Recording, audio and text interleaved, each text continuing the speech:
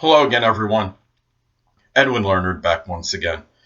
In this YouTube astrological segment, I'm going to be dissertating and talking about the moon transiting the fifth house in a natal chart. Now, the moon's transit in a house on average, it's generally going to be between 48 and 72 hours. It could vary a little bit, but it's generally within that time frame. Well, anyway, people, first thing I want to get with, as far as the moon transiting the fifth house, well, this may be a time where you may be showing more sensitivity to children, romance, and perhaps your creative interests.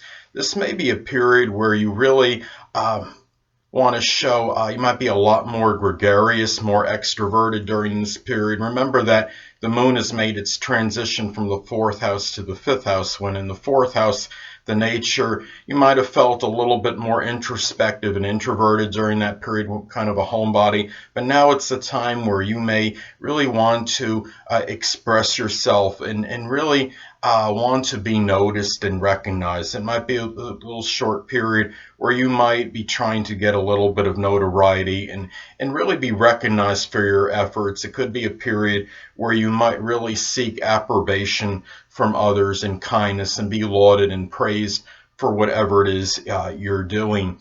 It might be a time where you might want to showcase your abilities or what have you. Like, say, for example, if the moon was in Pisces for either all or the majority of the period of this transit, you might be want to show someone, for example, maybe magic abilities like being a magician or illusionist and showing some card tricks, for example, just throwing that out there. Now, another thing is that you might be really very strongly attention seeking during this time. And it's also a period where you have to remember that not to become oblivious to perhaps work-related things or other things that might take precedence during this period, because this could be a period where you might become a little bit more lethargic or lackadaisical than usual, because you might feel dominated by that urge to have this fun and this enjoyment. There's nothing wrong with engaging in fun and enjoyment as long as you have your other issues taken care of. And it might be a thing where you still have to deal with the vicissitudes of life and deal with life's trials and tribulations. So just something to remember. Now, this is a period where you could be really very extroverted, very gregarious. You might be more really strongly, if you have children, they might figure more prominently in your life scheme than they ordinarily would. It could be a period where you, as far as speculation and gambling goes, if you are already somebody that gambles, there might be even a greater propensity to do so in this period. There might be this emotional energy you might be putting into this. And it might be something too. And now, if you don't gamble or you're not into the speculation gambling thing, you might really, it might be something that might tickle your fancy, at least momentarily, during this period. Now, this could also be a period where you might feel, as far as the love nature goes, might be a little bit stronger than usual. If you're already involved romantically or have a significant other, this might be a time where you might feel more passionate, and as far as this goes, and as far as your love, the person that you're in that relationship with. Now, if it's something where you don't have that romantic partner, you might feel more of an urge to go out and seek one. So those are some things to look at as far as this transit. This could be something too where you might want to indulge perhaps in things of an entertainment-like nature, such as maybe like the drama, going to see some kind of drama, something connected with drama, like going to the movies, going to a play. And I think, say, if the moon was transiting in Leo for either the majority or the whole period, that would further accentuate and reinforce perhaps that the urge maybe to do something connected with movies or going as far as entertainment goes.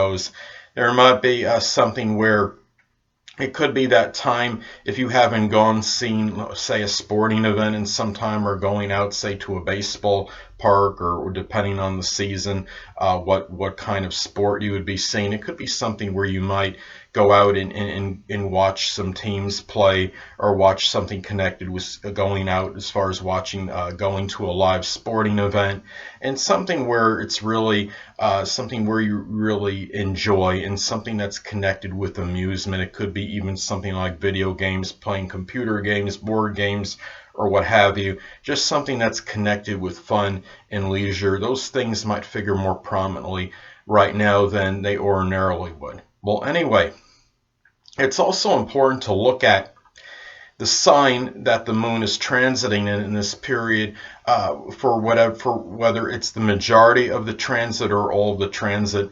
Now, let's say, for example, let's say if the moon is in Sagittarius for either the majority or the whole transit.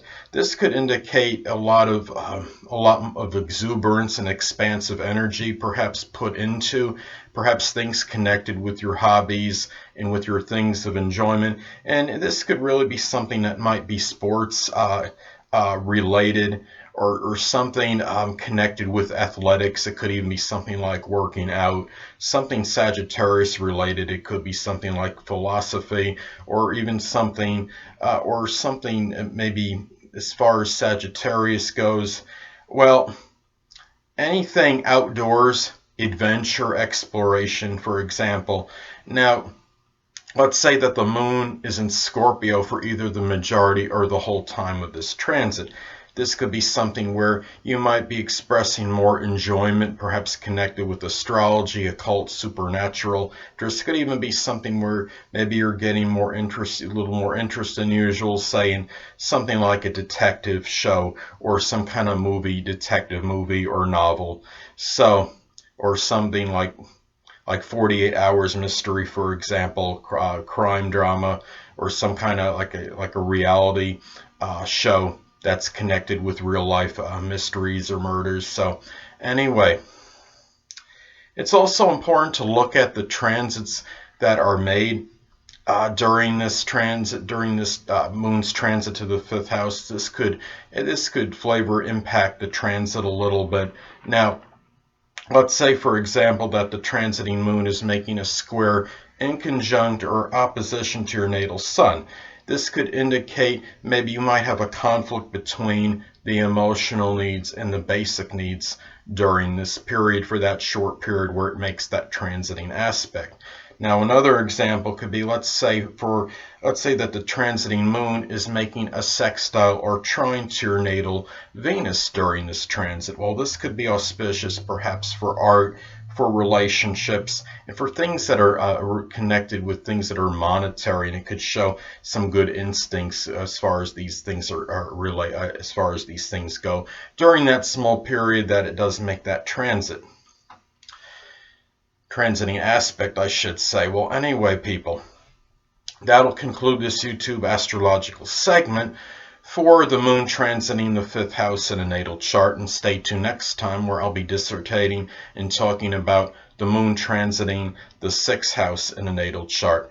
Two things I want to get with you on before I head out. Firstly, the stars may impel but do not compel. And secondly, never isolate any single astrological element, aspect, planetary placement, position, configuration, influence, or what have you, and make an analysis of a person, astrologically speaking, based on this alone. Because astrologically speaking, the person is the sum of all their components in their natal chart, and not just one.